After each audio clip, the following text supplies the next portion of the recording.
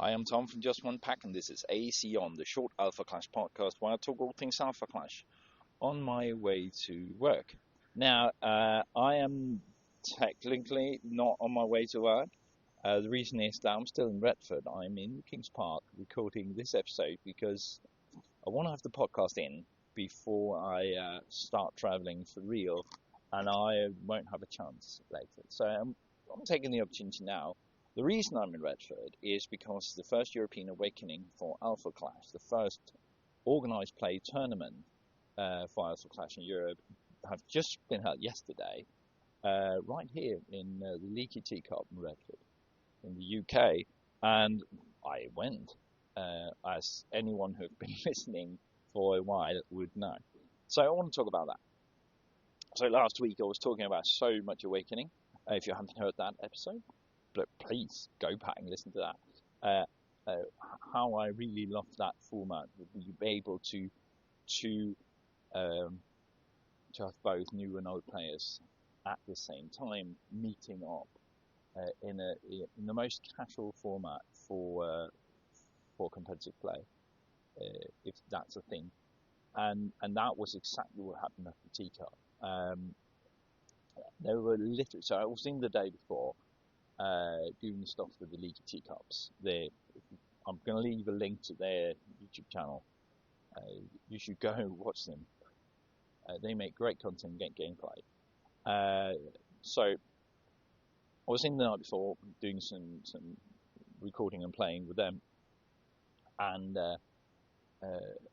there was a couple showing up, building a deck, getting help to do so, building a deck. And learning the game, or one of them was just learning the game, and in order to sign up for the Awakening the day after. That's amazing. That's what we want to see. Someone fresh from the street showing up, having that experience right off the bat. That is amazing. So hats off to her for doing that. I know she may or may not have been motivated by her boyfriend, but I think they were a couple. Anywho, great that you showed up. I'm sad I didn't get to play you, but so good that we can do that. There's an event for that, right? And that's the thing about the Awakening. It gives the shop a chance to, and the community around it, to make it an event. Events are always fun. I know it's fairly low stakes. There are people there that wants to win, but it's still so friendly. That is one of the amazing things about this community, at least where we're at now, and hope it will last forever and ever. But people are so open and friendly to welcoming in new players. That's amazing. I'm surprised every time. I'm also surprised every time to meet people that actually listen to my content, which I expect no one to do. So amazing for those of you who say hi, and I am so grateful for you. Anyway, to get back to the Awakening, I want to go through the games I played because I had a few revelations. One of the things is that when you get out of your own play group and go to events like this, you meet decks that you did not expect. And I met decks I did not expect. In fact, three of three, I played a lot of contenders that I have not played against before. So I'm going to go through that. So the first match up I had was with Red Moxie. Now, I know Red Moxie as a contender. I never played her. I never deck built with her. I never played against her. So getting to play that was really interesting because it's not the same. I've looked at batches and thought they were sort of lame, to be honest, and they're not. They're annoying. Also, there was a red card called Conscription that I think his name was Fraser. Fraser, if I'm getting your name wrong, so sorry. I remember you as a person, but I'm really terrible with names. We had it was really a fun game. Had a great chat across the table. As I say, he was playing Red Moxie. and he got this card called Conscription. I think it's two reds and one whatever, right? And what it does, if you don't know, is that when you can activate that, you pay I think two reds, so that could be on turn 4 or 5, right? So you pay two reds and you roll a d6. Whatever number that shows, you get to draw that many, look at that many cards from the top of your deck, and any clash cards you pull in this way, you can put into play. So if you, let's say you roll 4, and you pull 4 clash cards off the top of your deck, you can put 4 clash cards into play no matter the cost. And I was super lucky that I think he rolled a 4 actually, but he only got 1 clash card in. The rest go in the bottom of the deck, right? And the first time he used that on me, he only got 1 in. The second time he used Conscription, he got, I think, 4 clash cards in. That would have been a game changer if I had not had him as low as I did at that point. So I'd say a fun mechanic. I know those debate around dice rolls in TCG, but having the fear in my eyes when he played that one, I sort of understood what did. It was, oh, that's not good. He could, in a stroke of luck, he could have had 3 Moxie fully loaded out, right? Unless he has exclusive. I don't think so. That would be horrible. Anyway, he didn't, and when he really popped off for him, it was too late. But I appreciate him introducing me to that card. I might want to go build a Ret Moxie, at least look into that now. I'm more curious now than I've been before. I won luckily 2-0 in that match, but the second one could have been a really close comeback. So the next matchup was with one of the leaky teacups, Dan, Papa Dan. If you meet him on Discord, he played a white-blue, I believe, Genesis deck, and I have not played against Genesis. I know that he's very, very strong, and also I know that he can play cards from his resource under certain circumstances, which is horrible, because that makes the resource decision so much easier for the Genesis player. Anyway, he played the deck cuddly, or annoyingly, depending on where you're at, on which side of the table you're at. I was at the receiving end there, and he got Genesis to Oppressor out. That is not a nice card. It really, as long as his resource is open, which he almost always have, it can protect itself. So that's really hard to kill. I think one time I successfully boomed it. Other times I was trying to pull him down with Solar Smashers. I needed to get rid of that 6/5 on the table, right? And it's a bit windy, so if the wind is in the microphone, I do apologise. So I really need to get rid of 6/5, and it could protect itself when I attack. It was annoying. So I had a bit of trouble getting rid of it. I did boom it at one point with Here Comes the Boom, which I literally put in the night before. We were discussing at the teacup. I kind of need that, so luckily I brought one in my trade binder, and I just swapped one of the other cards from it to put that in, and that saved me almost. So I got rid of one of the oppressors, but that was the only really good answer I had to that card.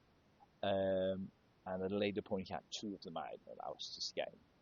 I ended up luckily winning the second match, so went 1-1. But that was a close match. Everyone, that was a great game, by the way. So thank you for that, Dan. That was fun. Um, so we win 1-1. Second, the third match I had was with Lynn against a fairly new player, I think. That played the Lynn deck. Now Lynn, I don't think is that strong. I haven't played. I'm trying to build with her, but I never really got it to work. But not the not the strongest of builds, I believe. Um, but she's the first match we had was she never really. I'm so sorry I didn't get your name. If whoever I matched up with that. The first the first game, uh, she did not stand a chance. I drew well. She drew not well, I believe. So obviously I don't know what she drew, but but it did not go well, and I swung in one fairly easily. Um, the second match it was a better match. Uh, Luckily, I had her pushed back early enough that I could use a double. I played Solar Smash twice to get rid of the last points of her. She had plenty of blockers. I would not have won through combat there, but I had two Solar Smashes in my hand, which finished the game. So I won that matchup 2-0. Due to some hiccups that I'm certain they will fix. There was only 3 Swiss rounds at this awakening, so with two times 2-0 and 1-1 with a tie, I actually made it into top four, which I did not expect at all. Um, and the first matchup I had there was with I think his name was Ricky. Uh, he was playing a war deck, which was fun because I was thinking about playing war the night, like literally, I brought a war deck for that purpose. I played it uh, the day before, but I decided to go with Magnet, which is why I brought war to the games before, the night before. He played a war deck, and I think he had sort of an accidental win condition. He was very, very good at consistently bringing out war minions. Great. Uh, my war deck want to bring out war minions as well, but they are fodder for my engine. His war minions was not supposed to be fodder. It was supposed to be there so that he could use it for other stuff. One of the things he used it for was War Strifebringer. Now, if you play War Strifebringer, he's a 3/3, and you can engage minions to give him +1/+1, I think, and breakthrough. Um, and if you have 4 or 5 war minions out, 6 at some point, that's a lot of damage with breakthrough. And I could not in the first match. I could not hold back that onslaught of war minions coming at me. Um, in the second match, I got Crimson Scales out. Crimson Scales is one of those cards that I thought were very situational, but it's if I'm playing red and I risk ending up against, it was good against Lynn as far as I remember, and especially against War and maybe against Pestilence, things that made small things. Having Crimson Scales out is amazing, and I use that to reduce his war minions. If you don't know Crimson Scales, I can engage that and I can deal 1 damage to a card. Now, if that card is defeated, I can do one of 3 things, and one of the things is deal 2 damage to something else. That means I can take out 2 war minions every single time, and I did that to reduce the effect of War Strifebringer. So in a round, I could, and that cost me resources once the accessories out. So I used that, got rid of that, and got rid of the War Strifebringers, because if you have 6 out, and I would get rid of 2 minions, if 6 war minions out, I would get rid of 2, you still have 4, so I have to get rid of his strife thing as well. So that's the thing. So keep draining him for resources, having to play more cards, and I won the second match. The third match, sadly, in this top four, went his way, and he got a spot in the finals, and I did not, which is fair. He was an experienced player, I think, not in Alpha Clash, but in Matty. So that also shows actually that you can move into Alpha Clash fairly easy from other games. Someone, I forgot who, called it, I think it was Great Cooler, called it a comfort food for TCG players. And I think that is right. You can have some really spicy thing there, but it's so easy to get into in a casual sense. So, great matchup, great games. Sadly, I lost the spot in the finals there. The last match I had, we went one of best of one. That I regret. I made a lot of mistakes there. That was the first one. The second one was to overlook that Warcry, which was the opponent in the last match. Warcry is an alpha. I don't know why. Maybe it's because I was tired by then. I don't know why I thought he was a rogue. I just blanked that there. So what I did was that I played in New York City as a clash ground, which gives Alpha Clash cards +2, +0, and flight, which was great for me because most of my cards were alphas. Only at that point, when we first played that, he did not have alphas out. He had a rogue and a halfling, I think. So that was fine for me.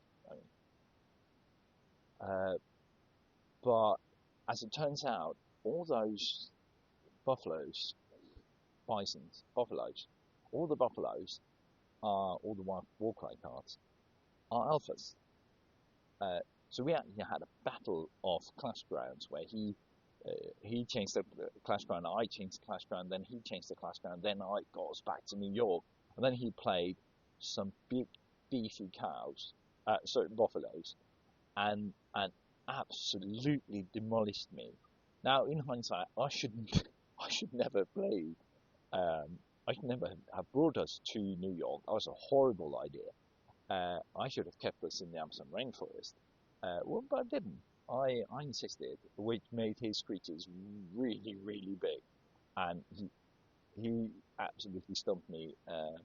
I would have done differently in a game two. Would have won? No, I don't know. But that was a mistake. So I ended up fourth. I still had a great time. I had some great plays. I never played against Warcry before, save if I maybe have played once or twice with the Clash kits when they came out. When they came out, we played Weapon Warcry in a couple of games. But that is it. I've never played against him for a stronger build. So getting here and getting to the Awakening was the big thing. Getting a number 4 was a great thing. So yeah, I got a few packs. I got so if you get a chance to go by Retford, and the leaky teacup, that is one of the most friendly and coachy places I've been to in a while.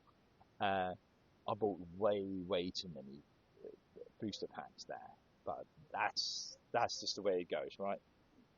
So my bags are stuffed going back with way too many new cards, and I even then, because I made top 4, I won some.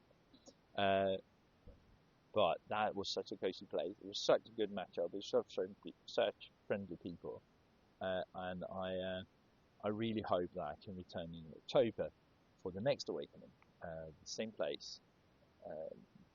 That would be amazing. Anyway, for now, I am going to leave you at that. It's been a bit long, but I had a great time. Had a couple of beers with some of the players, with some of the others afterwards, which again, great group of people, so friendly, and I just love being here. So, but I have a train to catch, so I'll talk to you again soon. Bye.